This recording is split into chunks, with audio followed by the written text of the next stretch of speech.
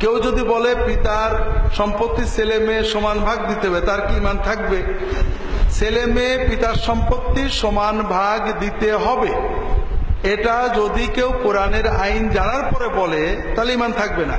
আর না জেনে বললে কঠিন গুনাহগার হবে, তবে কাফের হবে না। আর একটা জিনিস এখানে আছে, মেয়ে ছেলেকে সমান সম্পত্তি দিতে গেলে সমান দায়িত্ব দিতে হবে। ইসলামের টোটাল সিস্টেম বাদ দিতে হবে। আমার বোন আমি, দুই ভাই বোন মনে করে, বাপ মরে গেল, এখন আমি পেলাম 3 লাখ, বোন পেল মনে করেন 1.5 লাখ, আমি পেলাম 4 লাখ, বোন পেল 2 লাখ, তা আমি বেশি পেলাম, বোন কম পেল।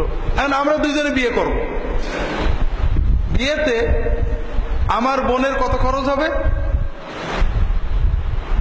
কত বলেন না?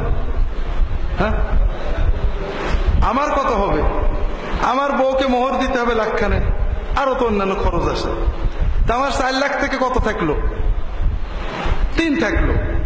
আর আমার বোন তার মোহর পাবে কত? 1 লাখ, তাহলে তার কত হলো? 3 হয়ে গেল। এখন সংসার, আমি, আমার বউ, আমার 2টো বাচ্চা, এই 4 জনের খরচ কার উপরে? আমার 4 লাখ থেকে প্রতি মাসে 10,000 খরচ হবে। আর আমার বোন, তার স্বামী, তার সন্তান 2টো, এই 4 জনের খরচ কার উপরে? জি, ভগ্নিপতির উপরে। তাহলে আমার বোনের 4 লাখ থেকে কত খরচ হবে? কিছুই হবে না।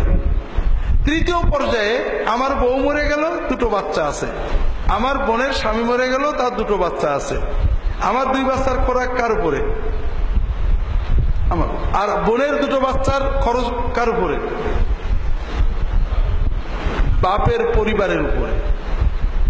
তাহলে আল্লাহ তাআলা যে সিস্টেম দিয়েছেন, এই সিস্টেমের ভিতরে মেয়েদেরকে সর্বোচ্চ মর্যাদা দিয়েছেন, তাদের কোনো দায়ভার দেননি, কিন্তু অধিকার দিয়েছেন।